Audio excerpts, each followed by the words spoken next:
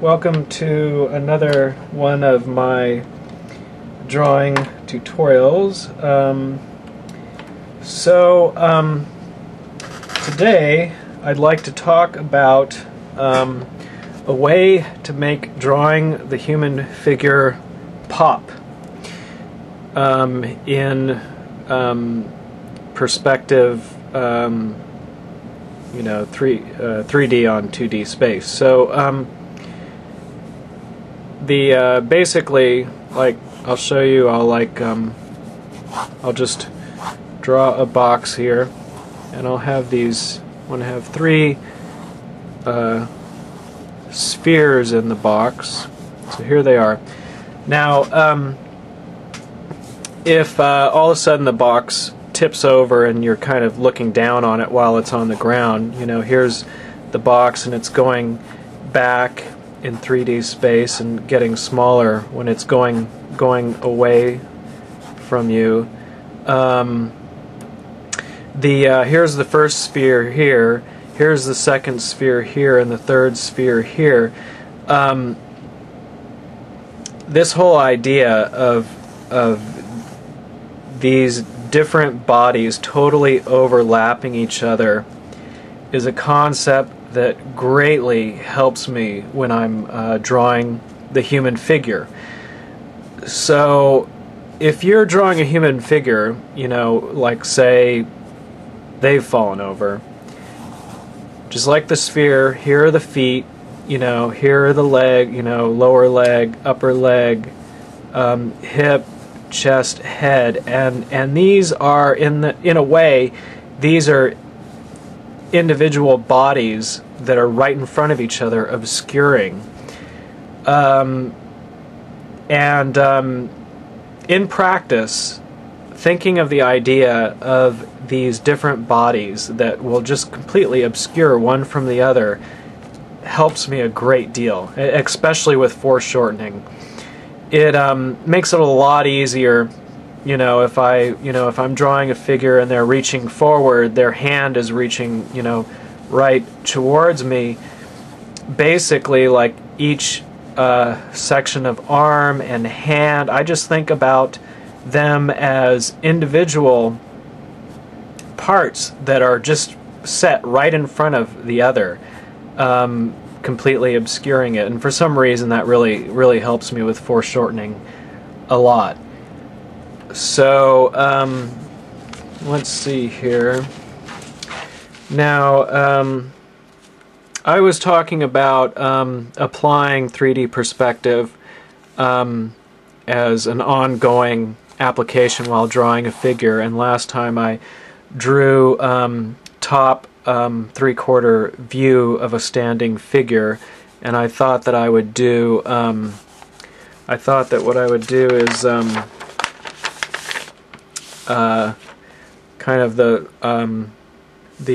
worm's eye view of 3/4 figure. So there's the corner, basically, and we're down here on the ground, so their feet are going to be big and their head is going to be small, because we're down here on the ground and we're looking up. So divide the cube in half. That's going to be where the leg is, and the feet are going to be a lot larger, definitely a lot larger when they were in the other one. And the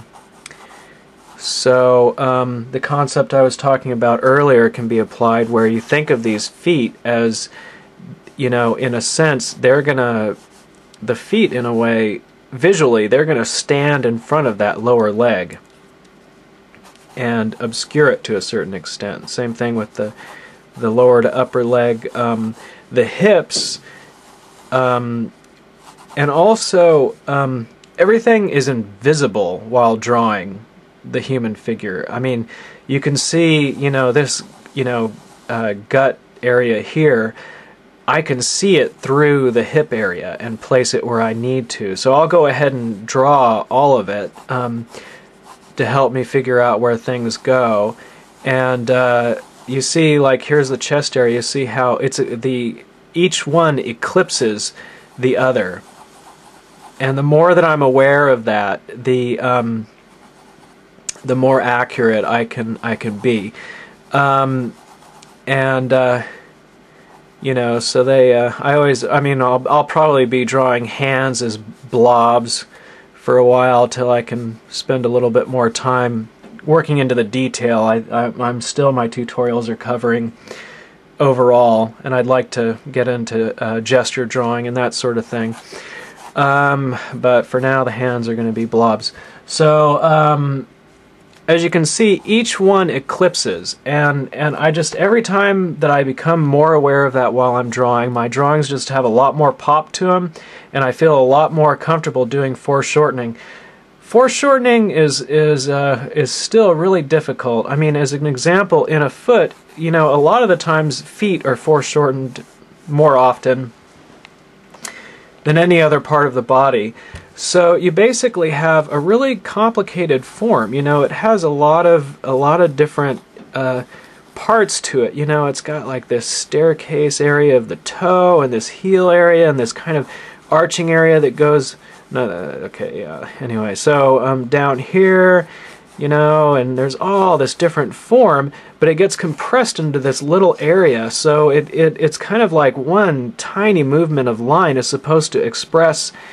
You know, a line that goes like this is actually, you know, expressing all these different forms that are kind of collapsed one on top of each other.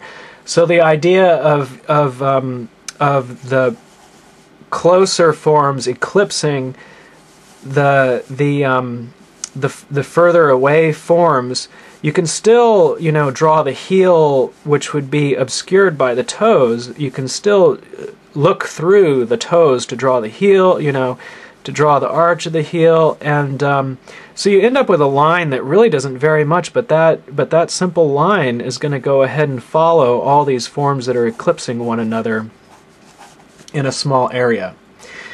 You know, and I really appreciate comments that I've gotten. It helps me a lot. I got a comment, a student of anatomy asked, you know, how could this person apply anatomy, which they've already learned to drawing, and I'm still learning from the other approach. I mean, I'm a year from now, ask me, I'll know more anatomy than I do now, but I'm not going to do a concentrated study on it, but it always helps me when I learn anatomy, and really the only you know feedback I can give is draw and draw and draw. It just like I was looking at some muscles of the face, and the next time I drew a face, I was able, once I started trying to play around with what I had read, that was when I really started to learn it. So that's really the best advice I can give. I do think that if I could only, you know, and I love to learn drawing, I love to learn art, if there was only one piece of advice I could give someone, it would be practice. And you know, for me, I've had a great teacher along with me the whole way, an invisible teacher, and that teacher is practice. And it doesn't matter, I mean, I could sit down with a page and a pencil and not know what I'm going to do, but the activity itself I've gotten the best advice from it, and learned the most. And with that, before I leave you with that, please, it would be great if you supported the arts, and go to solomation.com to see some free animation so that I can get my work out to an audience, and enjoy drawing. Have a good day.